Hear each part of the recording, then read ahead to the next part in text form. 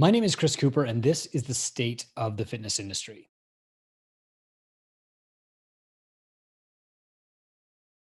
So let's talk about some assurance. We've talked about clarity. The next thing I want to do is give you some assurance that better days are ahead. COVID created a brand new category of client, and it woke the people who weren't motivated before. While 2020 was tough, two brain gyms are largely profitable, and some have hit record years despite the shutdowns. Even more of them are just now realizing that they actually had record years. That's amazing to see. So, first, the average two brain gym is running at an annualized profit of 15%. That doesn't include what the owner is paying themselves. Despite losing revenue during the shutdowns, two brain gyms are still going to have a successful year. In fact, two brain gyms make 63% more revenue than the average gym in our survey and in our partner data. They're also working less. The average two brain gym owner is working 36 hours per week compared to over 40 across the industry. So, how are they doing it? Making more money and working less even through COVID? Well, they have a higher client value. The average ARM in a two brain gym is $184 per client per month. If you recall, our partner data showed that 92% of gyms have an ARM lower than 150 per month, and 50% have an ARM lower than $100 a month. So two brain gyms are making more than double the money per client. That's really important. The average two brain gym also made some necessary cuts during COVID. On average, our gyms removed about $3,000 per month in expenses by renegotiating their leases and their loans, and they removed an average of $1,500 in staff costs as staff received wage subsidies or they stopped doing their part-time jobs at the gym. The most interesting part is that these changes set two brain gyms up for even greater success long term. Revenue hasn't returned to pre-COVID levels yet, but neither have expenses. And a gym's ability to reach a high profit can be limited by its expenses. So here's where two brain gyms spend their money. The average gym is spending about a third of their revenue on staff costs, and the average gym owner is spending about 53% of their revenue on general expenses. So when they reopen, those savings will actually be magnified. Every new dollar that comes in will be worth more. So, with that in mind, my goal in 2021 will be to provide more of the things that gym owners are paying extra for elsewhere. The things that are really making gyms profitable are things that I want to provide to gyms in two brain at no extra cost so that I can magnify their success. We did this year with our nutrition business program and online coaching business program. They're both free to people in growth phase. And we're going to roll out more programs before the end of January 2021. For example, we just rolled out two brain programming, which is free, saving gym owners about $190 per month on average in our growth program. So overall, things look really promising despite a very tough year. Recall this data from Gym Lead Machine. The average gym owner reported 8 new members a month. Awesome. The average gym website gets 500 new visitors and 92 returning visitors every month. Awesome. Web traffic is up 19% from COVID lows. The average gym is booking 67% of all website leads for a free intro, and the average gym is closing about 2/3 of those people. So now I want to talk about leadership. Who will lead us into the future? Many leaders broke in the pressure of 2020. Other leaders emerged to fill that vacuum. In individual gyms, owners with a high effective hourly rate continued to earn really well during COVID, suggesting that the same team and systems that made them profitable before COVID also protected them from danger. They led their clients, they led their team through. This wasn't really correlated to the number of staff or full-time, part-time status, which reinforces the idea that the quality of the staff and the quality of the leader, not the quantity of the staff, is what's important. And while coach education is part of that, personality and engagement are far more important, especially in times of chaos. Microgym owners and coaches are doing better at leading their clients than the big global gyms are. But who will lead the industry? Will it be CrossFit? CrossFit started 2020 without a succession plan, but the founder, Greg Glassman, sold the company in July. Backed by some investors, Eric Roza took over as CEO in August. CrossFit is a licensing body with two separate value propositions. The first is certification in the method of CrossFit, and the second is affiliating, which is licensing the CrossFit brand to use on your gym. Now, each should be weighed separately, though the lines are often blurred. What CrossFit brought to the surface this year is that branding and affiliation are deeply personal choices. I started 2020 as a CrossFit affiliate of 12 years, but I canceled my affiliation in June. Within 3 hours of notifying affiliate support, I got a call from Dave Castro. He asked me to keep the affiliation, and I agreed to hold on to the rights to CrossFit Catalyst, but remove the brand from my gym entirely. Our city knows us as Catalyst Fitness, so changing our sign wasn't really a big deal, but it wasn't a decision that I took lightly after 12 years as an affiliate. And I acknowledge that my personal experience with Greg Glassman isn't one that everyone shares. So through this filter of personal experience, I can't make a blanket recommendation on whether you should become a CrossFit affiliate or de-affiliate or stay affiliated. Everyone will have to audit the value of the brand for themselves. So if you're considering making a change in affiliating or de-affiliating or re-affiliating, you'll have to go through this decision on your own. My annual expense audit is simple. Is this investment helping your business, not affecting your business, or hurting your business? Now, I was willing to pay the CrossFit affiliation fee even when the CrossFit name stopped helping my business because I love the mission. When the value clearly became less than zero, I took the name off my gym. But even that decision came after years of being disenfranchised with HQ and Glassman himself.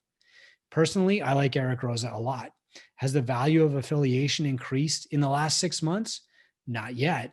Is that yet enough to keep you affiliated? Well, it is for me, but I don't have much to lose here. I'm also personally fine with private equity firms financing the purchase of CrossFit in order to make CrossFit profitable, even if it requires a different affiliate model. If they can make CrossFit more valuable, then they deserve to profit from it. But affiliation hasn't become more valuable yet. So I'm willing to pay more when it does become more valuable. But after paying tribute to an ideology for more than a decade, my brand has evolved to be more than one method. CrossFit gyms are really inexpensive to open compared to the alternatives. That doesn't mean they're easy to keep open. And as a licensing body instead of a franchisor, CrossFit has no legal obligation to help its affiliates. Though the financial reasons for helping their constituents seem obvious, more affiliates equals more revenue for CrossFit Inc., we can't really count on large-scale representation at a government level. What about gym owners associations? Will they lead us? So groups like the International Health Racquet and Sports Club Association, IRSA, are different from certifying bodies. The value of an industry association is in data reporting and in lobbying power. Associations usually host one or two large summit events for their members every year. They publish reports based on the data they collect, and they lobby governments to create laws that are favorable to association members. But this year, when legal action and lobbying was most important, industry associations struggled to provide any help at all. And I walk through what different gym owners associations did or didn't do during COVID in our guide on page 64. What about franchises? In times of uncertainty, we all want to go with the certain thing, right? We tend to gravitate toward the time-tested and proven model. But we spoke to many fitness franchisees this year, and we heard the same message over and over. The things that usually make a franchise strong were the very things that made franchises weak in 2020. All the benefits of a franchise, like a preset model, done for you pricing, group purchasing power, brand marketing, those can look pretty attractive to a solopreneur trying to figure everything out on their own. In fact, established entrepreneurs usually buy franchises instead of starting from scratch because they don't want to spend years and millions of dollars trying to figure it all out while they're burning money. But in times of crisis, a franchise becomes extremely fragile. As a franchisee, you don't have the ability to pivot your core offering. You can't simply take your business online overnight like most of us did. You have to wait for the franchisor to take action and tell you what to do. You might not have the ability to cut expenses. As a franchisee, you might be contractually tied to a lease or to franchise fees or to a certain number of staff. You could easily lose all of your clients and all of your revenue with no way to get any back and no end in sight and no way to cut your expenses. So almost overnight, the value of gym memberships went to zero. Nobody can sell access anymore. Within a week, the value of exercise programming fell to almost zero. Nobody can just sell workouts online anymore because there's so many great free options. So soon the value of coach-led Zoom and online classes will also fall to zero. Clients know how to Google free workout class or find one on YouTube. The only thing that's retaining its value is coaching. Now, Two Brain Gyms made a quick pivot to customized online coaching, spending 4 to 6 minutes per client per day to tailor your group programming has resulted in a greater than 90% revenue retention rate in Two Brain Gyms. Some have actually grown in client numbers and revenue since reopening, and many have been able to cut their biggest expenses. Now, these gyms could do it because they've built an anti-fragile businesses. Their failures and their successes are not shared. Many have licensed the CrossFit name through affiliation to benefit from the branding and because they align with CrossFit's values. Others haven't. But even within that affiliate model, the terms of licensure are so loose that CrossFit affiliates can do whatever they want. They can make fast moves. They're anti-fragile. They don't share in the success of the other gyms, but they also don't share in their failures. What about certifying bodies? Will they guide us through? By and large, certifying bodies exist to improve the fitness education of their trainers, but not their business education. If you're in an online trainers group from a certifying body like the ISSA, you'll see some great conversation. But you'll also find 18,000 trainers who are asking the exact same question.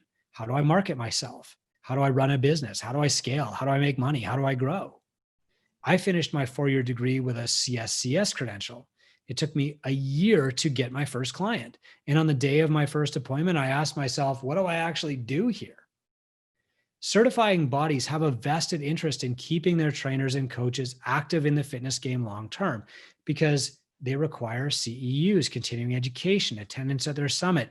They have to have a big body of trainers to sell advertising space to in their magazines. But more than 50% of their trainers are out of the business after 2 years. More than 80% don't recertify. That's a shame. I think that certifying bodies should take a bigger interest in keeping gyms open, lobbying governments, trying to control state laws, but they don't do that. It tells me that the industry won't be saved by certifications or certifying bodies. The ideologies of those certifications don't really matter because your method doesn't determine your success. Good coaching isn't the problem, but good business is. Here's our model. I believe in letting the best gyms lead. My mission is to make 1 million gym owners wealthy. Gym owners are hardworking and generous, and they're trying to solve a huge cultural problem. So here's how we can unite microgyms and coaches. Number one, data. We need a broad, inclusive data set. We need to know what the best gyms in the world are doing so that we can teach those processes back to the rest. We also need to know why some gyms fail so that we can get those poisonous mistakes out of our collective bloodstream and stop making the same deadly mistakes. Here's what we're doing about it. Over the last 4 years, I've spent more than $500,000 building dashboards and data extraction tools. Now we have the largest data set in the world. This is primarily due to our strategic partners who have contributed heavily to this guide. Wodify, Rbox, Insight Tax, AGuard, Rigquipment, Gym Lead Machine. And our own data set at Two Brain is growing literally by the minute. This guide is the first large publication of many to come. We'll lead through conversations. We need positive collaboration, not competition. You've seen the worst case scenario, right? Gym owners calling each other names, attacking each other's in Facebook groups, accusing potential collaborators of stealing their clients. Here's what we're doing about it. We have the most progressive Facebook group in the world. We also have a free public Facebook group called Gym Owners United that you can join right now, as long as you promise to be a model upstanding citizen, contribute, and grow. But we need more than that. We need to bring gym owners together in person. And so when the COVID crisis pushed us to alter plans for our annual summit, we came up with something that I honestly think is better. Regional meetups held 3 times per year around the world. These are free to Two Brain clients, and they're accessible by other gym owners for really cheap tickets. In seminar and workshop sessions presented by certified two-brain mentors and regional facilitators, gym owners will work together to improve their businesses and the industry. We also need representation. Now, I'm no fan of the board of directors scenario. Imagine if your clients had like a vote on how you ran your business, or how many people got coached, or what your prices were. It makes a lot of sense to identify your top performers and teach their strategies to everyone else. Some franchises actually do this, but not many. But the CrossFit Games do this really well for fitness. The games create aspirational models of fitness. We can pick apart their routines, we can pick apart their habits, their training, and their diet, and we can build models of success for everybody else from those top performers. Well, we can do the same for the fitness business. We can identify the top microgyms in the world through real testing. We can question their owners, share what they know. This is literally how the two-brain model works. The best lead the rest until someday the rest become the best, and then they lead us forward. We also need transparent leadership. So like me, when COVID hit, you probably saw a bunch of petitions to sign, or join our GoFundMe, or join our Facebook group for this lobby. And like me, if you dug deeper, you probably uncovered a hidden motive in a lot of those cases. For example, one of the free Facebook groups was a cover for a licensing body. So basically, by signing its petition, you recorded your name as being in favor of having them sell you a license in the future. A lot of people didn't realize this. They signed these petitions to get gym opens without reading the fine print. And the fine print said that if you open my gym, I will pay you a licensing fee. So when the world emerges from the COVID-19 lockdown, independent gym owners will find themselves swimming in a larger, bluer ocean with fewer sharks. They'll have new tools. They'll have online training, nutrition coaching, and a hybrid online in-person model that we call Flex. They'll be thinking differently about their equipment and space expenses. The best gyms will be stronger than ever, and they'll have far less competition. Gym ownership has always been a game of attrition. COVID just knocked 5 years off the natural progression of the fitness industry. Licensees and solopreneurs who pivot fast will benefit. Franchisees won't. When the world is constant and predictable, it's attractive to own a franchise. No guesswork, proven models, and someone else to blame if it fails. But when the world changes, as it always does, it's far more beneficial to be the master of your own fortune. And if you've already built your plans and playbook, why do you need a franchise at all? Franchises aren't going to lead the industry forward because their rigidity makes them inflexible to evolution, both fast evolution and slow. The ACSM and the NSCA aren't going to step into the role of transparent leadership because their boards are full of scientists who rely on grants to survive. They've never had to sell training to a client before. The associations like IHRSA didn't prove their ability to lead when it literally came down to them lobbying for power. Their sole job, they couldn't do it. The key to the future is to understand that leaders will come and go. We need to get what we can from them and then seek the expert who can help us next. If the leaders can pivot, they will earn the trust of the industry. If they can't, they will be left behind.